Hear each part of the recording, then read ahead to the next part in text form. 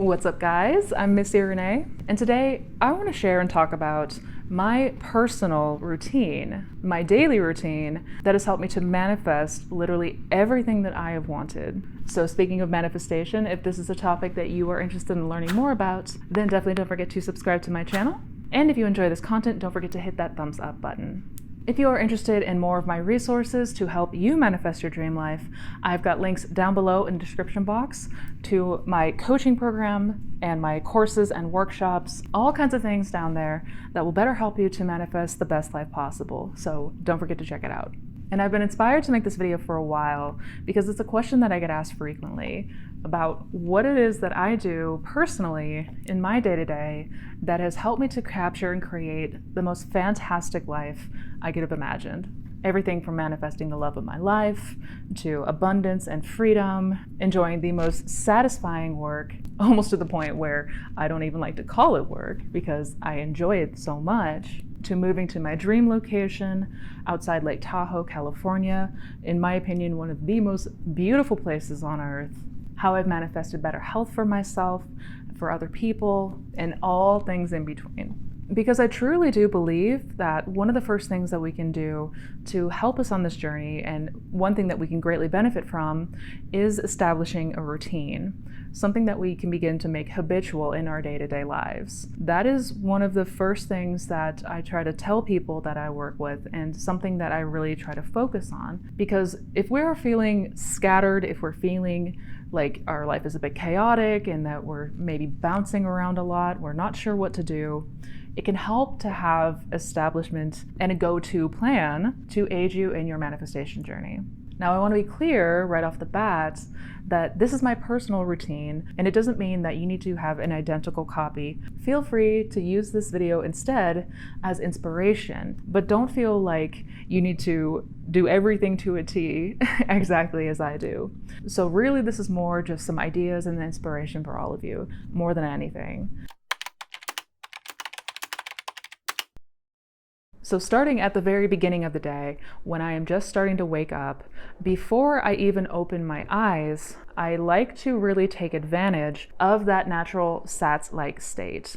Those groggy, drowsy morning and night states, right after we're waking up in the morning or right before bed in the evening, are perfect times to really take advantage of the window to the subconscious mind. Because when you are in those drowsy states, you are much more receptive to subconscious impression, and you're going to be faced with the least resistance. I get up and I immediately go into a meditation of sorts. I'll just sort of keep my attention on breathing and just keep my mind as calm and as free as possible.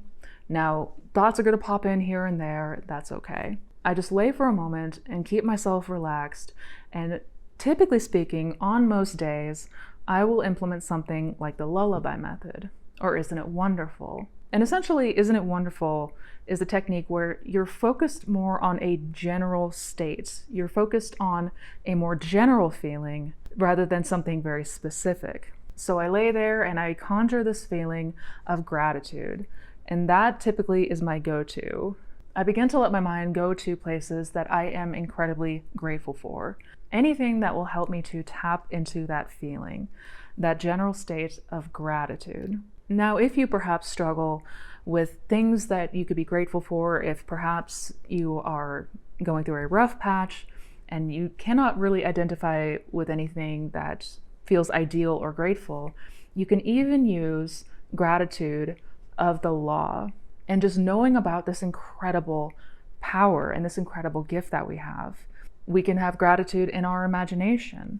That is the creative power and the source of all that is. We can have gratitude for things not yet seen. So for the things that we do desire, we can give thanks for those, though they may not be here in the 3D just yet. They do exist in imagination, and as we know, what we imagine must become our reality.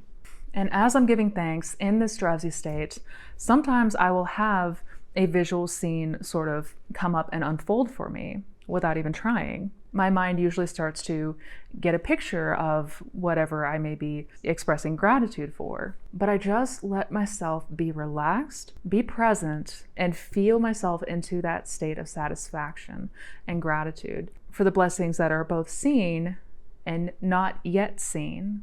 Now, for me personally, and this is just for me personally, but I spend the first hour of my day in this state of gratitude and state of satisfaction.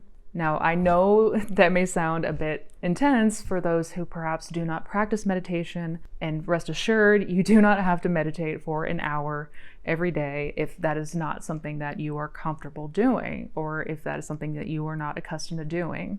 Even a couple of minutes in the morning, before getting out of bed, before opening your eyes and starting your day, just taking a few moments to get yourself as centered and as grounded as you can. And that is the biggest idea, to just be as present in that moment and enjoy whatever the feeling is that conjures up for you. And after about an hour or so, then I will actually begin to get myself up and get ready for my day. I'll typically go through the morning motions. I will get up, I will make breakfast, and I'll get some coffee brewing for myself and my partner. And I'll just continue to let myself be as present as possible. And this is something that really did sort of develop over time, but the more that we practice being present, the better we're going to get and the more it is going to help us on this journey. Before finding Neville, my mornings consisted of high anxiety and stress. And that was about it. I was constantly turning the wheels in my mind of all of the things that I didn't want. Fears about the future, worst case scenarios, things from the past that were upsetting or hurtful. And I was just spending way too much time in my own head, going over scenes and scenarios that were not ideal. And one of the best things that I ever learned to do was being as present as possible. So I'll go and get my day ready by just waking up in the morning. I will enjoy a cup of coffee and just let myself be for a minute longer. So for about an hour after waking up, getting ready, getting energized, having breakfast, I will then go and take a morning shower. And this is one of my favorite times of the day. The shower is a great place to get lost in your imagination. You don't have to concentrate on anything. You're still on autopilot. You can get yourself deeply relaxed, and it is just the perfect environment to let yourself get lost in an imaginal act. So after I get out of the shower is when I officially start my day. One of the things that I was notoriously bad at doing was keeping myself way too plugged in all throughout my day. One of the very first things that I would do, that I used to do upon waking up, was reach and grab for my phone. And before I was even awake, when I was still in that groggy, impressible state, I was already searching through social media, reading up on any news and all the atrocities and dramas going on, filling my consciousness with things that were not great. Without a shadow of doubt, my life greatly improved just by this alone, just by giving the morning to myself. In that first hour and a half to 2 hours, I would not plug in. I would let myself first tap into that feeling of the wish fulfilled, whatever that looked like, whether it was specific or a more general state. And for the middle of the day, in the late mornings and afternoons, is usually dedicated to the business side of things. So that would be checking and responding to emails, doing coaching calls, coming up with topics and ideas for videos, recording or editing. This is where I typically get my work done. But I always make sure to give myself little breaks where I can to just let myself, again, be present. Not get too wrapped up in any day-to-day hecticness. I aim to give myself even just a couple minutes here or there where I can to, again, get centered if needed. If I do find myself at any point of the day feeling stressed, maybe I'm getting a little bit tired or frazzled, I'll take a couple minutes and do some breathing exercises to just help myself ground again. And you can use this for yourself at any time if you are starting to feel any sort of negative feeling coming on, if you're starting to notice any combating to the 3D, if you're starting to notice intrusive thoughts, negative thoughts, get acclimated with breathing exercises. There is a reason that breathing exercises are so recommended to reduce anxiety and stress. By taking long, slow, deep breaths, you are literally sending messages to the brain that you are not in danger. Thus, your brain responds by shutting off any production of cortisol or stress hormone that will begin to reduce that fight or flight that you may be feeling, that anxiousness that you might be feeling. So if at any time during the day-to-day you find yourself feeling overwhelmed or stressed or frustrated for any reason, one of the things that you can do if you're at work or if you're not in a place where you can meditate or go lay down and do visuals, you can either take a moment and do some breathing exercises, do some affirmations, or both. Just make sure that you have a go-to method that's, even for just a couple of minutes, there to help you, if and when needed, to get centered and grounded again. Now, by the time the evening rolls around and I wrap up for my day, I like to decompress in different ways. And that could depend on the day-to-day. Every day is going to be different. But I typically try to always fill my day with some activities that I truly do enjoy. Whether that's going for a walk or a hike in these beautiful mountains, whether that's curling up on the couch with my person, watching funny, dumb things on YouTube, whatever that looks like. But my evenings are truly special to me. They are a time to really decompress, and that part for me is so important. Another favorite activity of mine is reading in the evening. I enjoy getting lost in a good book, especially anything relating to the metaphysics or New Age thought.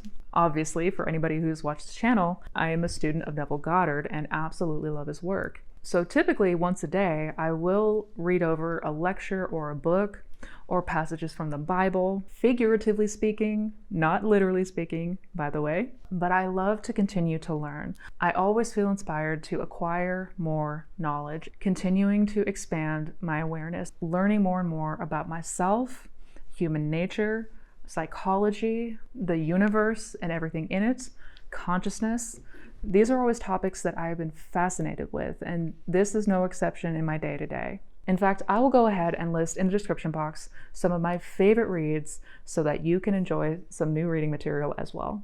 And then lastly, before bed, I always make sure again to put the phone away and detach first. I used to always fall asleep on my phone every night. And while I'm not going to say to not do that, I found for myself, whenever I was plugged in up until the moment of sleep, it kept me in a much more anxious state. So I always make sure to shut off, and I put my phone away before bed. Honestly, one of the best things that I ever started doing was giving myself time to wake up and shutting off before bed and not using those times to be plugged in. That leads me to the last thing that I do before I fall asleep, and that is another hour or so of meditation to wind down. And what I do specifically in this time varies depending on if there's something specific that I want or if it's just a more general state that I am going after. Typically speaking, 9 times out of 10, just getting myself into that general state of satisfaction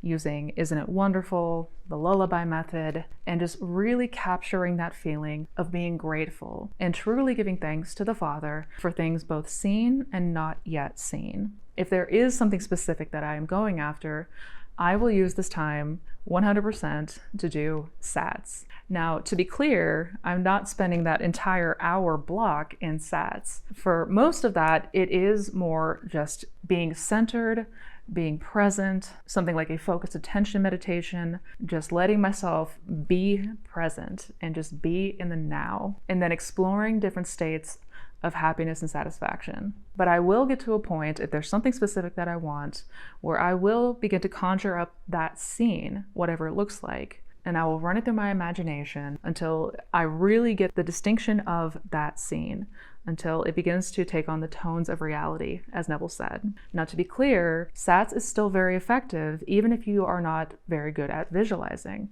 Even if this is not a strong suit of yours, you can still effectively use SATS. All you need is an outline or an idea of what you are imagining for it to be effective. So do not get hung up on the technical details. If you would like more information about SATS and to hear me answer some of the most commonly asked questions that I get, I will leave a link to the video that I made up here and down in the description box. But ultimately, I close my day with the feeling of gratitude, the same way that I open the day. If there was perhaps something in the day that was not ideal, if there was something that happened that I didn't like or I didn't want, I will also make sure to use this time to revise. And typically, if there's anything that needs to be revised, I will do that before going into SATs. And I cannot recommend enough doing revision daily. I know it may be a daunting idea when you are still new at this, but if we get in the habit of revising the day, if it did not go the way that we wanted it to, we want to absolutely revise it. We want to go to bed and capture the feeling of that perfect day and what that would have looked like, and give thanks and feel the gratitude for that. And the more that you do this, the more that you get yourself into the habit of using revision at night, using SATs at night, the more and more it will become second nature for you. So do not let yourself be discouraged or deterred if it does not come natural to you at first. That is normal. And again, you do not have to do exactly as I do with an hour of meditation at night. I absolutely needed to build myself up to that point first.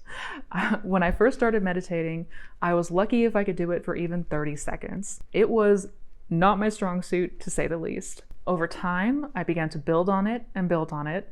30 seconds turned into 5 minutes, turned into 10 minutes, and 20, and so on and so on. Do not try to bite off more than you can chew or try to overexert yourself here. The idea here is least effort and path of least resistance. So if that's only a couple minutes of meditation or spending a couple minutes just revising the day, then do just that.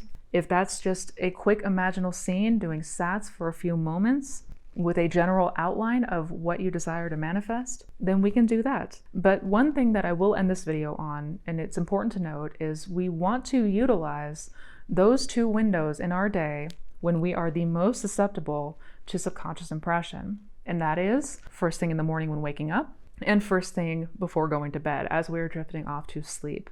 Sleep is the doorway to the subconscious mind.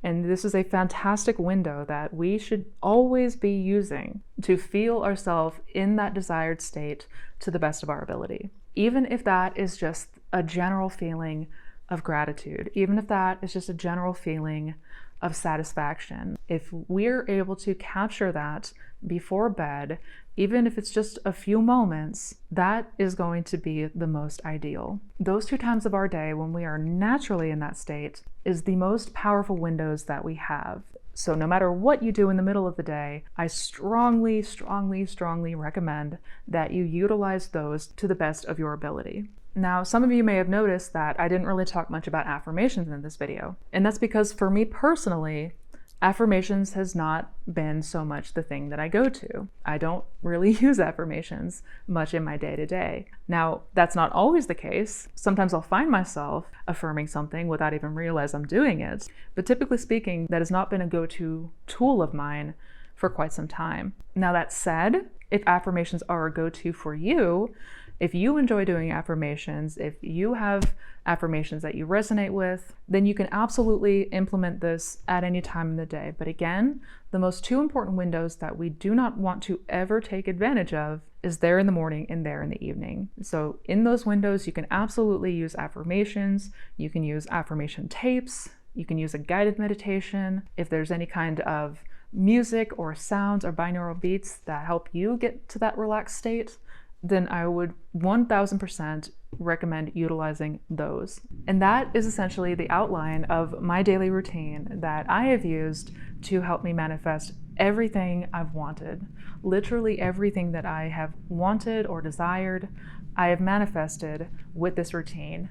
And I know it may sound like a lot to some people. It may sound a bit intimidating to some people, and that's okay. Your routine does not have to be an identical replication of mine. This is a practice that I have built up over years of day-to-day habitual routine and getting myself more and more into a new way of thinking and a new way of being. This was certainly nothing that came overnight. The reason that I wanted to make this video more than anything was to help give you some ideas and inspiration to help you integrate things into your routine and to help build a routine, because I truly do believe that one of the best things that we can do to make conscious manifestation a lifestyle and to become a master manifester is to make sure that we are getting ourselves into the habit of being the creator, whatever that looks like for you. Where I struggled initially was bouncing around too much and being inconsistent. Consistency is going to be your best friend when it comes to developing a new way of being and a new lifestyle. At first, this may be a bit of experimentation, and that's okay, but you really want to make sure that you are doing everything to the best of your ability to prime your mind and prime yourself to be as mindful as possible. Because once you have your go-to methods, and once it becomes second nature for you, that is how you will become a master at this game of life. So I hope you guys enjoyed today's video. I hope you found it helpful. I hope you found it inspiring. If you did, don't forget to give it a thumbs up. And don't forget to tell me down below in the comments if you have a routine, what your daily practice is like. I want to hear what you do in your day-to-day, so let me know. And if you are interested in any of my resources, such as coaching, my workshops and courses, my podcast, my social channels, any of that good stuff, I've got a ton of information and helpful resources below, so don't forget to check it out. Also, don't forget to check out the other videos on this channel. Don't forget to check out my Manifestation Fundamentals playlist. Each video is a different topic, but they all talk about how to manifest the best life possible. So until we meet again, you guys, as always, take care, be well, and never forget how powerful you truly are. Happy manifesting, guys.